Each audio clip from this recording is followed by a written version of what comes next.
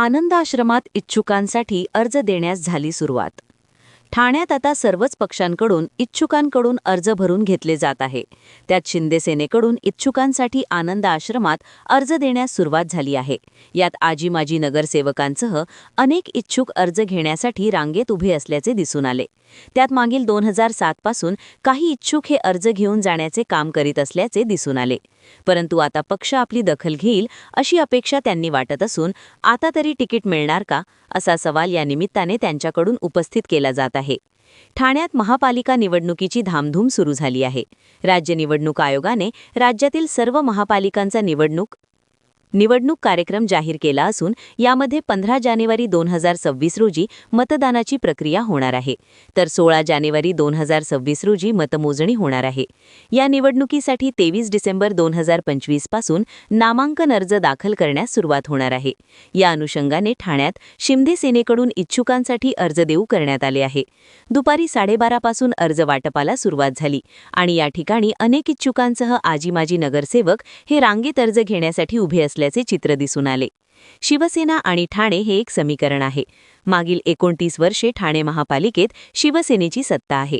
त्यामुळे या सत्तेत आपणही सहभागी व्हावे अशी अपेक्षा प्रत्येक कार्यकर्त्याच्या मनात असल्याचे या निमित्ताने दिसून आले.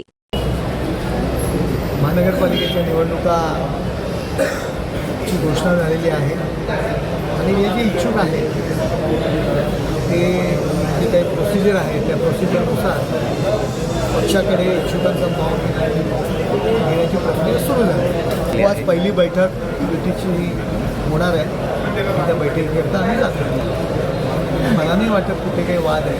ज्या काही कुठल्या लोकल लेवलच्या कार्यकर्त्यांमध्ये जर काही कुठे झालं असेल तर नेते त्याच्यामध्ये हस्तक्षेप करून ते मिटवलं जाईल. बघा, युती म्हटलं की काही गोष्टी होत असतात, परंतु त्याच्यावर काही मार्ग काढता येईल. पक्षाचे नेते यासंबंधी निर्णय घेतील. इच्छुक उमेदवार तिकीट कोणाला मिळालं तरी पक्षाचं काम करतील, काम करावं आणि करतात. आमच्याकडे आमचा पक्ष आदेशावरचा आहे. ब्युरो रिपोर्ट, जनादेश.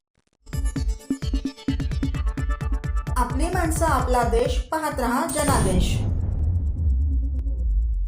232.5 ग्रॅम सोन्याच्या दागिन्यांची चोरी करणाऱ्या आरोपीस अटक. ठाणे गुन्हे शाखेच्या घटक 2च्या पथकाने इराणी टोळीतील सराईत चोरट्याच्या कर्नाटकातून मुसक्या आवळल्या आहेत. अब्बास उर्फ बड्डा युनुस सय्यद असे या चोरट्यांचे नाव आहे. त्याच्याकडून पोलिसांनी 20 गुन्ह्यांची उकल केली असून 30,22,500 रुपये किमतीचे 232.5 ग्रॅम सोन्याचे दागिने जप्त केले आहेत. अब्बास हा सराईत चोरटा असून त्याच्याविरोधात नारपोली 4, भिवंडी 1, शिवाजीनगर 3, उल्हासनगर 1, विठ्ठलवाडी 1, मुंब्रा 2, वर्तकनगर 2, कापूरबावडी 4, चितळसर 2 गुन्हे दाखल आहेत. भिवंडीतील सोनसाखळी चोरीच्या गुन्ह्यात समांतर तपास करत गुन्हे शाखा 2चे वरिष्ठ पोलीस निरीक्षक जनार्दन सोनवणे, सहाय्यक पोलीस निरीक्षक श्रीराज माळी, मिथुन भोईर, रवींद्र पाटील यांच्या पथकाने सीसीटीव्ही व तांत्रिक यंत्रणांच्या मदतीने तपास करून त्याला कर्नाटकातून बेड्या ठोकल्या. नारपोली पोलीस ठाणे येथे सोनसाखळी चोरी चेन स्नॅचिंगचा गुन्हा दाखल होता. त्या गुन्ह्याचा समांतर तपास गुन्हे शाखा घटक 2चे पोलीस निरीक्षक पी.आय. सोनवणे आणि त्यांची टीम ACP शेखर बागडे यांच्या परीक्षणामध्ये करत होती. त्यामध्ये अब्बास उर्फ बड्डा युनुस सय्यद राहणार आंबेवली, कल्याण, ठाणे हा आरोपी निष्पन्न झाला. त्याला PSI पाटील गुन्हे शाखा घटक 2 आणि त्याच्या टीमने बिदर, कर्नाटक येथून ताब्यात घेतलं. त्याच्याकडून एकूण 20 चेन स्नॅचिंगचे गुन्हे उघडकीस आले आहेत, ज्यामध्ये 232 ग्रॅम सोनं ज्याची किंमत अंदाजे 30 लाख इतकी आहे इतकं सोनं जप्त करण्यात आलेलं आहे. सदर आरोपीला आज भिवंडी शहर पोलीस ठाण्याच्या गुन्ह्यामध्ये रिमांडमध्ये घेतलेलं आहे. त्याला आज मान्य न्यायालयामध्ये आम्ही हजर करून पुढील रिमांड घेणार आहोत. हा आरोपी हा खडकपाडा पोलीस स्टेशन येथे दाखल होता मोक्याचा गुन्हा. त्या मोक्याच्या गुन्ह्यामध्ये ह्या आरोपीने आणि त्याच्या साथीदारांनी पोलिसांवर हल्ला केला होता. त्या अनुषंगाने मोका दाखल होता. या मोक्याच्या गुन्ह्यामध्ये तो फरार होता 2023 पासून. त्यानंतर देखील त्याने ठाणे पोलीस आयुक्तालयाच्या क्षेत्रामध्ये विविध प्रकारचे चेन स्नॅचिंगचे गुन्हे केले होते आणि त्याच्यावर यापूर्वी देखील काही चेन स्नॅचिंगचे देखील गुन्हे दाखल आहेत. अब्बास उर्फ बड्डा युनुस सय्यद याच्यासोबत अजून काही साथीदार असण्याची शक्यता तपासून निष्पन्न झालेली आहे. त्याचबरोबर त्यानं सोनसाखळी चोरी किंवा चेन स्नॅचिंगच्या गुन्ह्यामध्ये जे सोनं चोरलेलं आहे ते कुठल्या ज्वेलर्सला विकलेलं आहे किंवा अजून कोण त्याचे साथीदार या गुन्ह्यामध्ये सामील आहेत का, त्या अनुषंगाने गुन्हे शाखा घटक 2चं पथक अधिक तपास करत आहे. ब्युरो रिपोर्ट, जनादेश. आपली माणसं, आपला देश. पाहत रहा जनादेश. सर्व नागरिकांना आवाहन करण्यात येत आहे की सध्या डासांमार्फत पसरणाऱ्या डेंग्यू या आजाराचा प्रसार रोखण्यासाठी प्रत्येकाने पुढीलप्रमाणे कार्यवाही करावी. डेंग्यू आजार एडिस इजिप्ती हा डास चावल्याने होतो. या डासांची पैदास साचलेल्या किंवा साचवलेल्या स्वच्छ पाण्यामध्ये होते. 8 दिवसांपेक्षा जास्त दिवस पाणी उघडे व साचून राहिल्यास त्यात डास अंडी घालतात. अंड्यांच्या अळ्या तयार होऊन पुढे डास तयार होतात. यासाठी आपल्या घरातील पाणीसाठे उदाहरणार्थ बॅरल्स, पिंपे, टाक्या, हौद, रांजणे इत्यादी दर आठवड्याला रिकामे करून घासून पुसून कोरडे करून पुन्हा भरावे. 1 दिवस कोरडा दिवस म्हणून पाळावा. पाणी साठ्यांना घट्ट झाकणे बसवावीत किंवा जुनी साडी, चादर, धोतर यांनी बांधून झाकून ठेवावीत, म्हणजे डास त्यात जाऊन अंडी घालणार नाहीत. घराच्या गच्चीवर, आजूबाजूला, अंगणात कोठेही पाणी साचू देऊ नये. भंगार सामान उघड्यावर टाकू नये. उदाहरणार्थ टायर्स, प्लास्टिक सामान, कुंड्या, टाकाऊ वस्तू इत्यादी. अशा सामानात पावसाचे पाणी साठून त्यात डेंग्यूच्या डासांची पैदास होते. घरातील कूलर्स, फ्रीजच्या पाठीमागील ट्रे हे देखील वेळोवेळी कोरडे करावेत.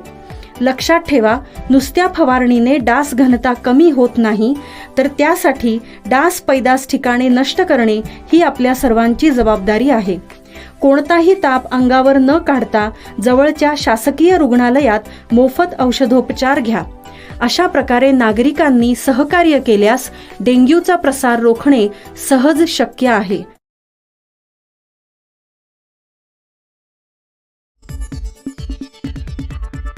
आपली माणसं, आपला देश. पाहत रहा जनादेश. सृजन कुंभ 2026 शिखर संमेलनाचे आयोजन.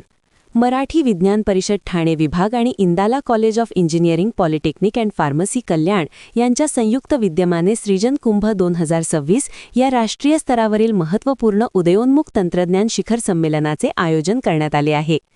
सदर संमेलन दिनांक 17 व 18 जानेवारी 2026 रोजी Indala college of engineering, polytechnic and pharmacy Kalyan, Murbad road, Bapsai, Kalyan येथे आयोजित करण्यात आले आहे, अशी माहिती पत्रकार परिषदेत देण्यात आली. पत्रकार परिषदेला मराठी विज्ञान परिषद ठाणे विभागाचे अध्यक्ष दाकृ Soman, secretary Namdev Mandge, Indala group of इन्स्टिट्यूशन्सचे कार्यकारी संचालक डॉ. विजय महाजन आणि मान्यवर उपस्थित होते.